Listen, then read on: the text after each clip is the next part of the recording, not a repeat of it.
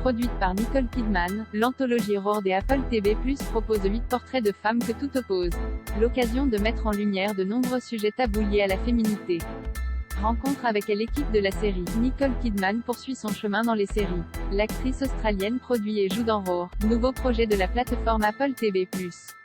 Adapté du recueil de Cecelia Ahern, la fiction s'intéresse à 8 histoires sur le parcours de 8 héroïnes complexes en quête de réponses. Aux commandes de cette fiction, on retrouve les créatrices de la série Glow, Liz Flahive et Carly Mensch, une femme qui mange des photos, une autre qui entame une relation romantique avec un canard, ou encore une épouse qui veut échanger son mari en magasin.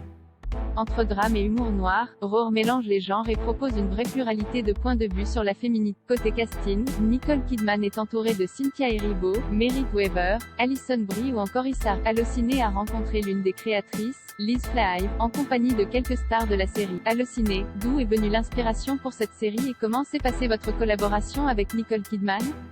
Liz Flahive, co-créatrice de Roar, tout a commencé avec le livre de Cecelia Ahern que nous avons découvert avec ma partenaire Carly Mensch. C'était un recueil d'histoires courtes intrigantes. Chaque récit avait un titre assez déjanté, la femme qui avait des morsures sur son corps, la femme qui trônait sur une étagère, etc. Nous voulions explorer les allégories et le surréalisme de ces histoires. Cela nous a permis de créer un univers totalement différent de ce que nous avions écrit auparavant, comme avec Glow par exemple. Nous avons ensuite approché Nicole Kidman qui est montée à bord. Nicole est quelqu'un qui aime toujours tenter de nouvelles aventures différentes et elle n'a peur de rien. Chaque fois que nous avions des hésitations parce que nous pensions que nous allions trop loin, elle était la première à nous contredire et à nous encourager à aller toujours de l'avant, comme avec l'histoire de cette femme qui a une relation avec un canard. Nicole adore tout ce qui est bizarre et qui dérange. Elle a été la partenaire idéale pour cette série hors du commun. Même si, d'habitude, l'audience féminine typique préfère des histoires simples et accessibles, Nicole nous a permis de secouer ses codes, afin de proposer un programme totalement surprenant et qui parle des femmes en toute honnêteté. Cynthia Erivo, c'est un format totalement différent de ce que nous avons l'habitude de voir, avec chaque épisode mettant en avant une femme dans une circonstance totalement différente. L'humour noir qui est au cœur de l'écriture fut également un atout pour moi. J'ai aussi apprécié que cette série soit presque entièrement fabriquée par des femmes, de l'écriture à la mise en scène. Je pense que c'est une série unique faite par et pour les femmes. Merritt Wever, ce qui m'a inspiré à venir dans cette aventure est le duo créatif fabuleux des productrices Liz Flahive et Carly Mensch. Jay adorait leur série Glow. Et puis Jay travaillait avec elle sur Nurse Jackie. C'était donc de belles retrouvailles avec Roar. D'autant que Liz est passée à la réalisation et j'adore son style. Et puis, comment résister à l'idée de faire une histoire courte où j'entretiens une relation avec un canard? C'est totalement surprenant. Alison Brie, quel plaisir ce fut de retrouver Liz et Carly avec qui j'avais eu une expérience fabuleuse lorsque nous avions tourné la série Glow. Je ne pouvais pas refuser de travailler à nouveau avec elles. J'aime que leur focalisation soit principalement de mettre en avant les existences de différentes femmes.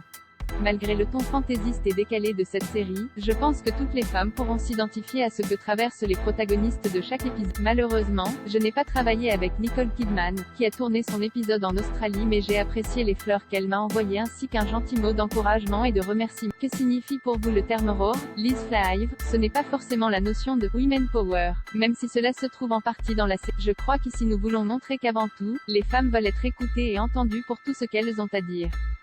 Même si elles paraissent compliquées, les femmes veulent être comprises pour cette complexité. C'est un peu ce que l'on retrouve dans toutes les séries que nous produisons. Nous ne cherchons pas une solution ou une explication simple à cette complexité mais une approche honnête et franche. Ce fut un défi de faire une série qui rugit, comme le font les femmes, tous les jours dans leur quotidien pour exprimer haut et fort leurs conditions.